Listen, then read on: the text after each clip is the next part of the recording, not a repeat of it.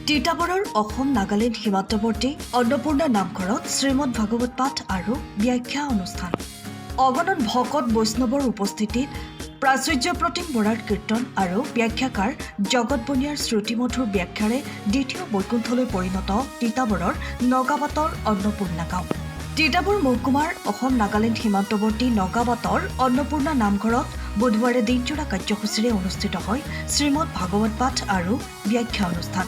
শ্ৰীমন্ত শংকৰদেৱ সংঘৰ তিতাবৰ জিলা শাখাৰ অন্তৰ্গত বৰহোলা আঞ্চলিকৰ শ্ৰীমন্ত শংকৰ প্ৰাথমিকৰ শাখাৰ উদ্যোগত আৰু স্থানীয় যুৱ সমাজৰ সহযোগত পোৱা নাম প্ৰসংগৰ পাছত শ্ৰীমন্ত শংকৰ প্ৰাথমিক শাখাৰ সভাপতি নুমল গগৈৰ সভাপতিত্বত আৰু পবিত্ৰ শইকীয়া, সত্যজিৎ গগৈয়ে আঁতধৰা অনুষ্ঠানত তিতাবৰৰ বিধায়ক ভাস্কৰজ্যোতি বৰুৱা, ভাগৱত ব্যাখ্যাকাৰ জগত বনিয়াক গামোচা, চেলেং আৰু প্ৰশস্তি পত্ৰৰে সম্বৰ্ধনা জ্ঞাপন কৰে। শ্ৰীমন্ত শংকৰদেৱ সংঘৰ তিতাবৰ জিলা শাখাৰ সভাপতি সুশীল গগৈ, সহকাৰী সম্পাদক অভিজিৎ হাজৰিকা, শ্ৰীমন্ত শংকৰদেৱ সংঘৰ অসম কণ্ঠৰ প্ৰতিনিধি সাংবাদিক প্ৰসেনজিৎ ৰাজখোৱা, তিতাবৰ জিলা শিশু আইমাতৃ কল্যাণ শাখাৰ সম্পাদিকা অভিজিতা বৰদলৈ, বৰহোলা আঞ্চলিক শাখাৰ সভাপতি মহেন্দ্ৰ শইকীয়া, সম্পাদক অজিত গগৈ, প্ৰাক্তন মূলৰ সদস্য ডিম্বেশ্বৰ ফুকন আদি বিশিষ্ট ব্যক্তিসকলে অংশগ্ৰহণ কৰা অনুষ্ঠানত বিধায়ক ভাস্কৰজ্যোতি বৰুৱাই ভাষণ প্ৰদান কৰে। শ্ৰীমন্ত শংকৰদেৱ সংঘৰ তিতাবৰ জিলা শাখাৰ সহকাৰী সম্পাদক প্ৰাচুৰ্য প্ৰতিম বৰাই কীৰ্তন কৰা শ্ৰীমদ ভাগৱতৰ কেইবাটাও স্কন্ধৰ হৰিনামৰ মহিমা তাৎপৰ্য ব্যাখ্যা কৰি উপস্থিত ভকত বৈষ্ণৱক ভক্তিৰসৰ আধ্যাত্মিক তত্ত্বৰ ৰসামৃত প্ৰাণ কৰোৱাৰ লগতে শৰণ বৈষ্ণৱ ধৰ্মৰ আদৰ্শৰ বিষয়ে শ্ৰুতি মধুৰ ব্যাখ্যাৰে অনুষ্ঠানভাগী দ্বিতীয় বৈকুণ্ঠলৈ পৰিণত হয়। He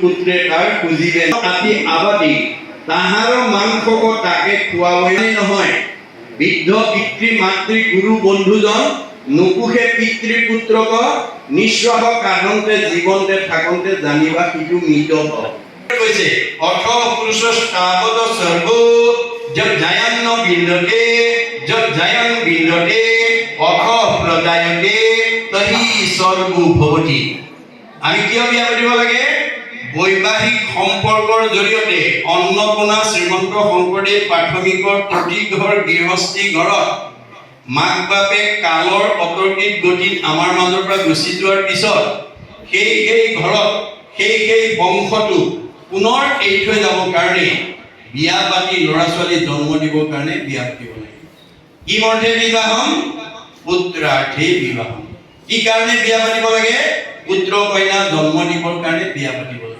কি অৰ্থে পুত্ৰম কি কাৰণে পুত্ৰ জন্ম দিব লাগে পুন্নাম নৰকে তাৰকে ইতিহি পুত্ৰাহ পুন্নাম নৰকৰ পৰা পিতৃ মাতৃক উদ্ধাৰ কৰিবৰ কাৰণে পুত্ৰ কন্যা জন্ম দিব লাগে এতিয়া কোন পুত্ৰই উদ্ধাৰ কৰিব আমাৰ ভাগৱতত উল্লেখ আছে পুত্ৰেও তৰাইবে বুলি শুনি আছা শাস্ত্ৰ বৈষ্ণৱ পুত্ৰক লাগি গুলি আছে মাত্ৰ পুত্ৰই তৰাব বুলি কৈছে সঁচা কিন্তু বৈষ্ণৱ পুত্ৰ জন্ম দিব লাগে অবৈষ্ণৱ পুত্ৰ যদি উপদে বংশত স্বৰ্গহন্তে পিতৃক পেলাৱে নৰকত আমি যদি অবৈষ্ণৱ পুত্ৰ কোনোবা পিতৃ মাতৃয়ে জন্ম দিয়ে পিতৃ মাতৃ পুণ্যৰ ফলত স্বৰ্গত থাকিলেও নৰকলৈ নমাই নিব আজি আপোনালোকে দেখিছে বহুত পিতৃ মাতৃ মানে আগৰ সুখ শান্তি থকা পিতৃ মাতৃ বৃদ্ধ বয়সত এতিয়া বৃদ্ধাশ্ৰমলৈ খেদি পঠিয়াই দিছে এয়া কি অবৈষ্ণৱ পুত্ৰৰ এটা নিদৰ্শন আমি কেনেকুৱা পুত্ৰ জন্ম দিব লাগিব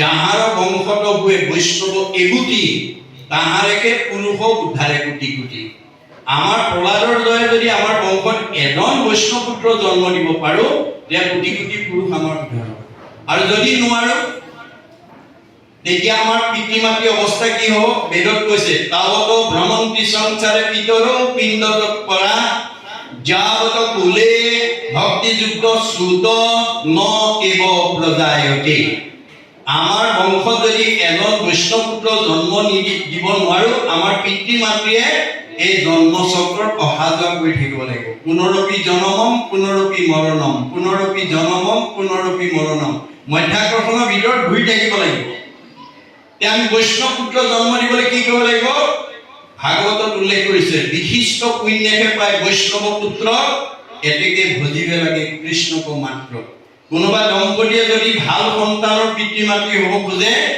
এক দেৱ এক সেৱ একবিনে নাই কেও এক ভগৱন্তক শয়নে সপোনে স্নানে বিপস্থানে ভক্তি কৰিব লাগে কৃষ্ণ তুষ্ট ভৈলে জন পুত্ৰ উপজয় কৃষ্ণে কি পৰম পুত্ৰ মিত্ৰ ভাতৃছয় আমাৰ ঘৰলৈ অহা পুত্ৰ কন্যাবিলাক ভগৱন্তৰ অংশ দিব গতিকে আপুনি যেনে ভাবে বিচাৰিব তেনে ভাবে আপোনাৰ ঘৰলৈ সন্তান পঠিয়াই দিব এতিয়া আমি কেনে ধৰণে বিচাৰিব লাগে ভাগৱতৰ নিয়ম বান্ধি দিছে 24 ঘণ্টা অষ্ট পহৰ 8টা পহৰত 24 ঘণ্টা হয় এটা পহৰত 3 ঘণ্টাকে থাকে এই 24 ঘণ্টাত 8টা পহৰত আমাৰ নৱদম্পতি সকলে সৃষ্টি কামত কোনটো পহৰত আগবাঢ়িব লাগিব আমাৰ দাৰ্শনিক পণ্ডিত ভাগৱতত মহাপুৰুষে দেখুৱাইছে যে সূৰ্য উদয়ৰ পৰা সূৰ্যাস্তলৈ 4 পহৰ আৰু সূৰ্যাস্তৰ পৰা পুনৰ সূৰ্য উদয় হোৱালৈ 4 পহৰ এই 8টা পহৰৰ ভিতৰত আমাৰ উঠি অহা প্ৰজন্ম বা নৱদম্পতি সকলে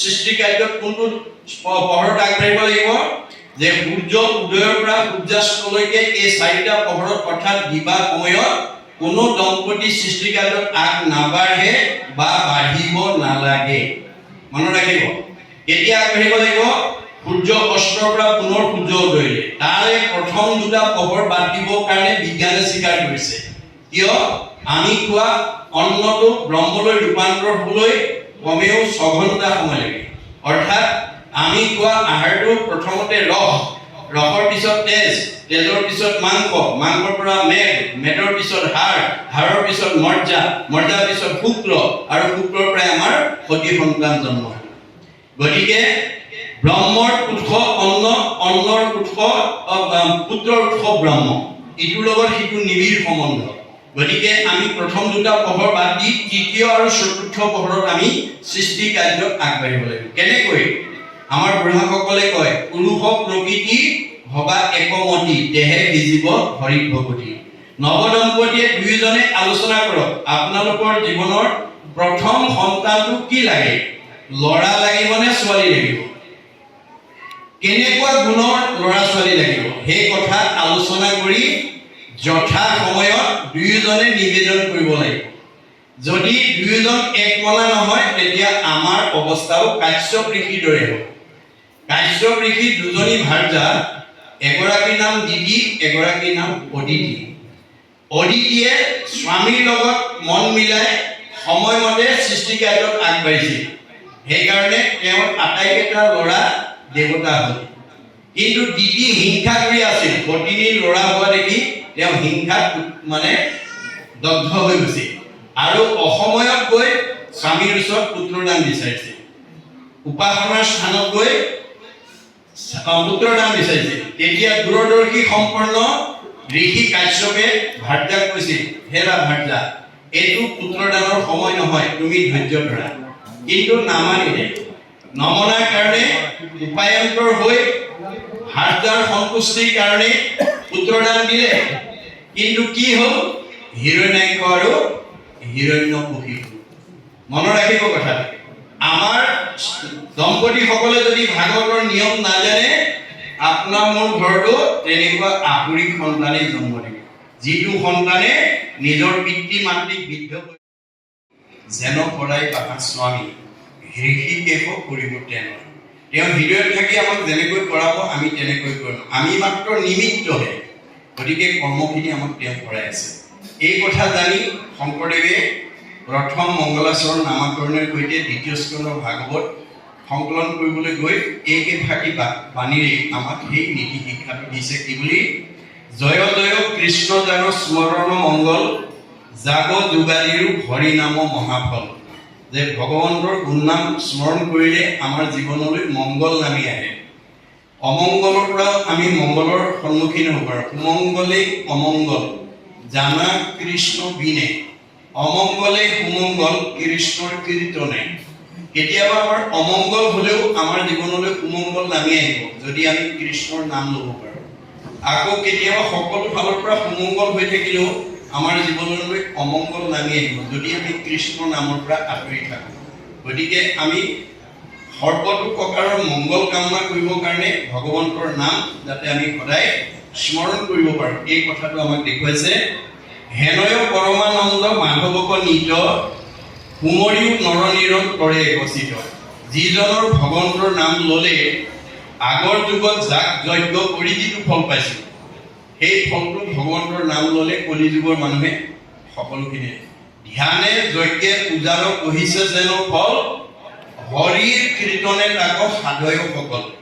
আগৰ যুগত ধ্যান যজ্ঞ পূজা কৰি যিটো ফল পাইছিলে, কলিযুগৰ মানুহে কেৱল ভগৱন্তৰ নাম ল'লে সমফলৰ অধিকাৰী হ'ব পাৰে। যত ফলম সৰ্বতীৰ্থেষু সৰ্বযজ্ঞেষু কীৰ্তিতম, তৎ ফলম কৌটি গুণম পুণ্যম ৰাম নাম এব লভ্যতে।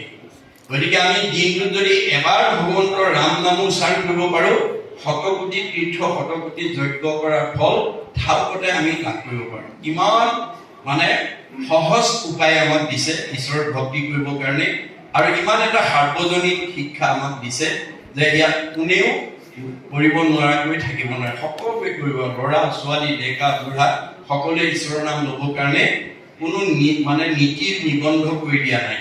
কিন্তু অন্যবিলাক ধৰ্মত নিয়ম নীতি বান্ধি দিছে। বৰ্ণাশ্ৰম ধৰ্মগত যাৰ যেন বিধি আছে তাৰেহে কেৱলে অধিকাৰ।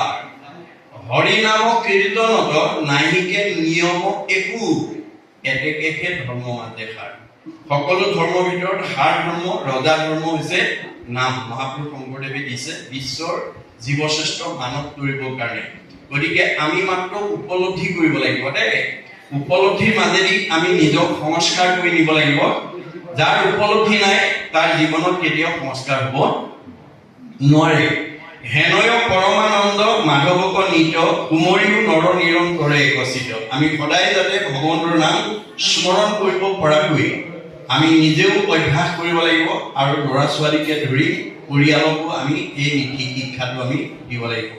ভগৱন্তৰ নাম ল'বলৈ যাত্ৰা কৰি যাওঁতে কৃষ্ণ বুলি কৈ যাবলৈ আমি শিক্ষা দিব লাগিব। ল'ৰাটো বা ছোৱালীজনী স্কুললৈ ওলাইছে, মহাবিদ্যালয়লৈ ওলাইছে, বিশ্ববিদ্যালয়লৈ ওলাইছে, কৰ্মস্থানলৈ ওলাইছে, গতিকে আমি পিতৃ মাতৃ বিশেষকৈ জ্যেষ্ঠসকলে তাৰ প্ৰতি চকু দিব লাগিব যে উপায় তুমি যাওঁতে কৃষ্ণ বুলি কৈ যাওঁ, ৰাম বুলি কৈ যাওঁ, হৰি বুলি কৈ যাওঁ। ভগৱন্তৰ হাজাৰটা নামৰ পৰা এটা নাম যাতে উচ্চাৰণ কৰি যাব পৰাকৈ তেওঁলোকক আমি শিক্ষা দিব লাগিব। গতিকে আপুনি কোৱাৰ লগে লগে যদি তেওঁ কৃষ্ণ বুলি কৈ যায়, যিটোজনে যাই নাম উচৰি তাৰো পাছে পাছে ভ্ৰমন্ত হৰি। বৎসক স্নেহ যেনৰ ধেনু ধাৱে ভজিও জানি হেন হৰি পাৱে। যি ল'ৰা ছোৱালীয়ে, যি মানুহে যাত্ৰাৰ কালত ঈশ্বৰৰ নাম লৈ পেলাই যাত্ৰা কৰিব, তেওঁ ভগৱন্তই গাই গৰুজনীয়ে নিজৰ পোৱালিটো যেনেকৈ মুখৰ আগত কোনো শিয়াল কুকুৰে কামুৰিব নোৱাৰাকৈ ৰক্ষণাবেক্ষণ দি যায়, ভগৱন্তৰ নাম লৈ যাত্ৰা কৰি যোৱা জীৱটোকো ভগৱন্তই তেনেকৈ ৰক্ষণাবেক্ষণ দিয়ে বুলি ভাগৱতত উল্লেখ কৰিছে। একচিত্ত মনে যিটো মহাজনে ফুৰে গুণ নাম স্মৰি, তাক ৰক্ষা কৰি ফুৰয় সদায় হাতে কৌমদকী ধৰি। কৌমদকী গদা, গদা হ'ল নামৰ প্ৰতীক। গতিকে শংখ চক্ৰ গদা পদ্ম গুৰুদেৱ নাম ভগত। গতিকে আমি নামে আমাক সকলো বিপদৰ পৰা উদ্ধাৰ কৰা শক্তি নামৰ আছে। সেইকাৰণে আমি এই নীতি শিক্ষাটো দিব লাগিব। সেইকাৰণে কৈছে সদায় যাতে আমি ঈশ্বৰৰ নাম এটা লৈ পেলাই যিকোনো কৰ্মৰ শুভাৰম্ভ কৰিব পাৰোঁ, তাৰ প্ৰতি আমি গুৰুত্ব দিব। ৰাম ৰাম ৰাম ৰাম ৰাম মায়া সজা মাজে আছয় অগ্ৰমতি যায়। ধুনীয়া সুৰ গাইছে। মাতেদি যোৱা মানুহে বোৱাৰীজনীৰ মাত সুৰ প্ৰাৰ্থনা শুনি স্তম্ভিত হৈ আছে।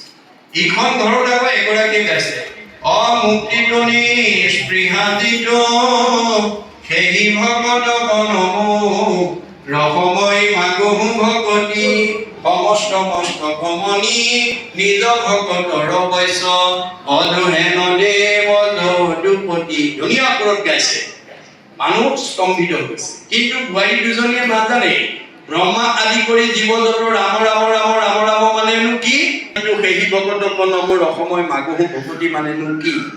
গুৰুজনাই কৈছে তোমাৰ মুখৰ আগতে বিহ অকমান কৰি আছে, তুমি নাবা নাজানি খাও। কৰ্মৰ সংস্কাৰে কোনো দেহ লয়, অপূৰ্ব দেহ কৰে ত্যাগ। জীৱৰ মৃত্যু নাই, জীৱৰ সংস্কাৰ গতি আছে। আমাৰ গতিটো কেনেকুৱা, শ্ৰেণী যুগৰ দৰে বুলি কৈছে। যেন যুগে তৃণ পাইলে এৰয় অপৰ, জীৱৰ দেহৰ জানা সেই পতংগ। এটা শ্ৰেণী যুগে মুখৰ আগত আন এডাল বন নোপোৱালৈকে পিছৰডাল যেনেকৈ এৰি নিদিয়ে, আমাৰ দেহত থকা জীৱটোৱে আন এটা দেহ নোপোৱালৈকে এইটো দেহৰ পৰা ওলাই নাযায়। এতিয়া আপুনি কোনটো দেহলৈ পঠিয়াব সেইটো আপোনালোকৰ নিজৰ নিজৰ ওপৰত নিৰ্ভৰ কৰিব। আজিৰ দৰে পৰিৱেশৰ মাজত যদি আপুনি ভাগৱত শ্ৰৱণ কৰাৰ সৌভাগ্য ল'ব পাৰে, আপোনাৰ জীৱটো সংস্কাৰ হৈ যাব, মানে সি ওপৰলৈ গৈ থাকিব। আমাৰ ভাগৱত শুনা জীৱ কেনেকৈ সংস্কাৰ হয়, মাধৱদেৱে ঘোষাত লিখিছে, কৰ্ণপথে ভকতৰ হিয়াত প্ৰৱেশী হৰি, দুৰ্বাসনা হৰে সমস্তয়। জানিৰ দৰে ঈশ্বৰ কৃষ্ণৰ কথা শুনা জীৱবিলাক নিৰ্মল হৈ যাব। আৰু বিজ্ঞানে কৈছে যে আমাৰ এই পৃথিৱীৰ উপৰিভাগত যি বায়ুমণ্ডল আছে, ইয়াক ঘনত্বৰ ওপৰত তিনিটা স্তৰত ভাগ কৰি দেখাইছে, টপস্ফিয়াৰ, ট্ৰেট্ৰস্ফিয়াৰ, আইনস্ফিয়াৰ। আইনস্ফিয়াৰক মানে বৈতৰণী নদী বুলি কল্পনা। 14 ব্ৰহ্মাণ্ডৰ বাহিৰত শুদ্ধ জীৱৰ কাৰণে, পবিত্ৰ জীৱৰ কাৰণে, ভকতৰ কাৰণে নিৰ্মাণ কৰি থোৱা বৈকুণ্ঠত গৈ অৱস্থান কৰিব পাৰিব। ভাগৱত শুনিলে ইমান নিৰ্মল হ'ব, প্ৰয়াণৰ লগে লগে সি ৰকেটৰ দৰে তিনিটা লেয়াৰ ভেদ কৰি 14 ব্ৰহ্মাণ্ডৰ বাহিৰত বৈকুণ্ঠত অৱস্থান কৰিব পাৰিব। কিন্তু ভাগৱত নুশুনা, ঈশ্বৰৰ কথা নুশুনা যদি কোনোবাই যদি সেই তাকেই প্ৰাধান্য দি যদি আজিৰ দৰে অনুষ্ঠানত আহি ভাগৱত নুশুনে, সেইটো জীৱ এই তিনিটা লেয়াৰৰ ভিতৰত অহা যোৱা কৰি থাকিব লাগিব। মনত ৰাখিব, পুনৰূপী তিনিটা লেয়াৰ ভেদ কৰি যাব নোৱাৰে। শংকৰ সমস্ত সাংবাদিক বা পাই সমস্তলৈ আমি সেৱাভাগ জনাইছোঁ। আজি পবিত্ৰ ভাদ মাহৰ অন্তত তথা আহিন মাহৰ 1 তাৰিখে অন্নপূৰ্ণা গাঁৱৰ উদীয়মান যুৱকসকলৰ উদ্যোগত তথা শ্ৰীমন্ত শংকৰদেৱ সংঘৰ অন্নপূৰ্ণা শ্ৰীমন্ত শংকৰ প্ৰাথমিক শাখাৰ সহযোগত প্ৰভু ভগৱন্তৰ গুণজক বৈকুণ্ঠ নিগম কল্পটোৰ শাস্ত্ৰ কীৰ্তন আৰু ব্যাখ্যা অনুষ্ঠান ভাগ অনুষ্ঠিত কৰা হৈছে। ইতিমধ্যে ব্যাখ্যা অনুষ্ঠান ভাগ হাত ধৰিবৰ কাৰণে শ্ৰীমন্ত শংকৰদেৱ সংঘৰ প্ৰচাৰক জগত বনিয়া বাপ আহি আমাৰ মাজত ব্যাখ্যাকাৰ হিচাপে অংশগ্ৰহণ কৰিছে। আৰু তাৰ অলপ আগতে কিতাপৰ সমষ্টিৰ অতি মৰমৰ বিধায়ক ভাস্কৰ জ্যোতি বৰুৱা বাপু এই অনুষ্ঠানত অংশগ্ৰহণ কৰি গৈছেহি। গতিকে এই অনুষ্ঠানটোত গাঁওখনৰ যুৱক যুৱতীসকলৰ লগতে বাপাই সমস্ত অংশগ্ৰহণ কৰিছে। ওচৰ চুবুৰীয়া বহু গাঁৱৰ বাপাই সমস্ত আহি এই অনুষ্ঠানত অংশগ্ৰহণ কৰিছে। এই অনুষ্ঠানটো এটা অন্যান্য ৰূপ লৈছে। ইয়াৰ উদ্দেশ্য আমি খুচৰিব লাগিব যে অন্নপূৰ্ণা গাঁওখন 1957 চনতে 100 ঘৰ গৃহস্থীৰে এলটমেণ্ট চৰকাৰী সংস্থাপন পাইছিল আৰু তেতিয়াৰ পৰাই অন্নপূৰ্ণা গাঁওখন এই অঞ্চলটোত এটা সমন্বয়ৰ ইতিহাস আছে। ইয়াত বিভিন্ন জাতি জনগোষ্ঠীৰ আমাৰ বাসস্থান যদিও এই 57 চনৰ পৰা আমাৰ পিতৃপুৰুষৰ আদৰ্শক অনুকৰণ কৰি বৰ্তমানৰ আমাৰ অন্নপূৰ্ণা গাঁৱৰ যুৱকসকলে এতিয়া বৰ্তমান 154 ঘৰ বাসিন্দা এই অঞ্চলটোত আৰু 154 ঘৰ বাসিন্দাৰ আমাৰ উপাসনাস্থল নামঘৰ এভাগেই মাত্ৰ। গতিকে ইয়াত পৰৱৰ্তী সময়ত একেটা ধাৰাতে আছিলে যদি পৰৱৰ্তী সময়ত প্ৰায় 70 দশকৰ ওচৰত শ্ৰীমন্ত শংকৰদেৱ সংঘৰ প্ৰাথমিক গঠন হ'ল আৰু ইয়াত দুটা আদৰ্শ সমাজ আছে এতিয়া বৰ্তমানো। এটা হৈছে শ্ৰীমন্ত শংকৰদেৱ সংঘৰ এক শক্তিশালী প্ৰাথমিক শাখা আৰু অসম সত্ৰ মহাসভাৰো এখন শক্তিশালী সমাজ। একেখন গৃহতে আমি সমন্বয়ভাৱে আমাৰ যিখিনি অনুষ্ঠান প্ৰতিষ্ঠান, ধৰ্মীয় অনুষ্ঠান প্ৰতিষ্ঠান, ভাওনা, গীত, বাদ্য, নৃত্য, বিহু সন্মিলন আমি পূৰ্বৰ পৰা একেলগে একত্ৰিত হৈ অনুষ্ঠিত কৰি আহিছোঁ। ইয়াত আমাৰ কোনো বৈষম্য বা পাচিৰ হোৱা নাই। গতিকে আমি বছৰ বাগৰাৰ লগে লগে এই বাৰ্তাটো যাতে আমাৰ নতুন প্ৰজন্মৰ যুৱক যুৱতীসকলে ধৰি ৰাখিব পাৰে তাৰ কাৰণে আমি বিভিন্ন সময়ত এই বছৰে নহয় বিভিন্ন সময়ত সকলোৰে সহযোগত আমি ভাগৱত ব্যাখ্যা অনুষ্ঠান ইতিমধ্যে কেইবাবাৰো পাতি গৈছোঁ আৰু তাৰে এটা অনুষ্ঠান হিচাপে আজি বছৰেকত আমি এই অনুষ্ঠানটো উদযাপন কৰিছোঁ। তাত আমাৰ গাঁৱৰ সত্ৰ মহাসভাৰ যিখন সমাজ আছে তাৰ যুৱক যুৱতীসকল আৰু তাৰ বাপাই সমস্ত আৰু শ্ৰীমন্ত শংকৰদেৱ সংঘৰ ভকতসকল সকলোৱে আমি সহযোগেৰে আমি আগবাঢ়ি গৈ আছোঁ আৰু ইয়াক বাৰ্তা দিব বিচাৰিছোঁ যে আমাৰ পন্থাই আমাৰ সমাজ ব্যৱস্থাটো যাতে খণ্ড বিখণ্ড নকৰে তাৰ কাৰণে অন্নপূৰ্ণা গাঁৱৰ যোগেদি আমি এটা বাৰ্তা প্ৰেৰণ কৰিব বিচাৰিছোঁ।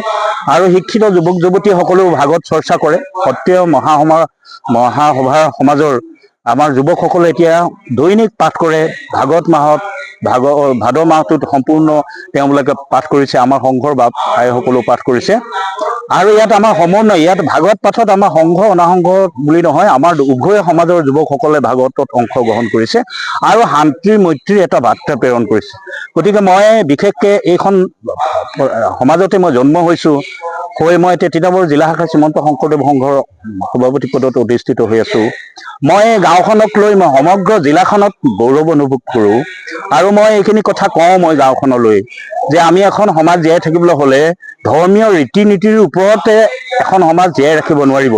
গতিকে আমাৰ যিটো উদাৰতা, গুৰুজনাৰ যিটো মানৱতাৰ দৰ্শন, এই দৰ্শনৰ যোগেদিহে আমি প্ৰেম আৰু সম্প্ৰীতি আৰু মৈত্ৰীৰ যিটো বান্ধোন সেইটো গঢ়িব পাৰিম। গতিকে অনাগত দিনতো যাতে আমাৰ এই অনুষ্ঠানবিলাকে আমাৰ গাঁওখনৰ লগতে এই অঞ্চলৰ আমাৰ যুৱক যুৱতীসকলে সেই মানসিকতাত আহক আৰু আমি আহ্বান জনাইছোঁ গুৰুজনাক আমি বিশ্বাস কৰোঁ। নামঘৰ গুৰুজনা অনুষ্ঠান, ভাগৱত, কীৰ্তন, দশম, ঘোষাৰত্নী, ৰত্নাৱলী, গুৰুজনাৰ ৰচিত পুথি এইখিনি অসমৰ নামঘৰ কেন্দ্ৰিক প্ৰতিখন সমাজেই ধৰ্মপুথি হিচাপে ব্যৱহাৰ কৰে আৰু আমাৰ গাঁৱৰো সকলো যুৱক যুৱতীয়ে এই ব্যৱহাৰ কৰিছে। আমি এটা আহ্বানহে কৰি আছোঁ যে আপোনালোকে কমচে কম গুৰুজনাৰ নীতি আদৰ্শ পালন কৰি ভাগৱত ধৰ্ম পালন কৰক। তেতিয়াহে ভাগৱত ধৰ্ম পালন কৰিলেহে আমি প্ৰকৃততে মানৱতা গুণৰ অধিকাৰী হ'ব পাৰিম আৰু সমাজখন আমি একত্ৰে বান্ধি ৰাখিব পাৰিম। আৰু তদ্ৰূপ সেই আদৰ্শকে অনুকৰণ কৰি শ্ৰীমন্ত শংকৰদেৱ সংঘৰ সমাজৰ উপৰিও বাকী সত্ৰ মহাসমাজৰ যুৱক যুৱতীসকল আগুৱাই আহিছে।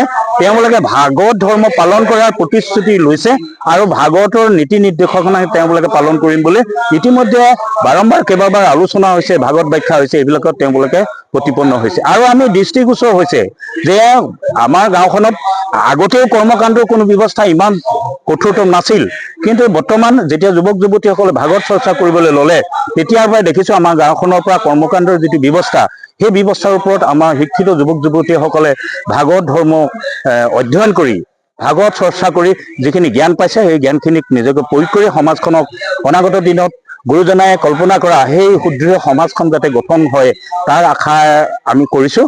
গতিকে ঈশ্বৰে আমাক কৃপা কৰিব নিশ্চয় আমাৰ এই অঞ্চলৰ সকলো যুৱক যুৱতীসকলক। এই সুযোগতে মই গুৰুজনাক ধন্যবাদ জ্ঞাপন কৰিছোঁ, যিজন গুৰুজনাৰ কাৰণে আমি বিভিন্ন জাতি জনগোষ্ঠী আমি একত্ৰিত হৈ থাকিব পাৰিছোঁ আৰু ভৱিষ্যতলৈও থাকিব পাৰিম। অসমীয়া জাতি তেতিয়াহে জীয়াই থাকিব। এই কথাকেইটাকে সমস্ত বাপাই সমস্তলৈ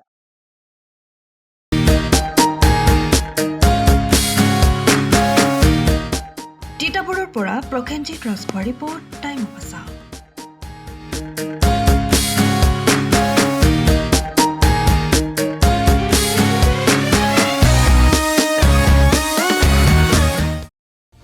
সময়ৰ খবৰ সময়ত পাবলৈ ফ'ল' কৰক টাইম অফ আছাম।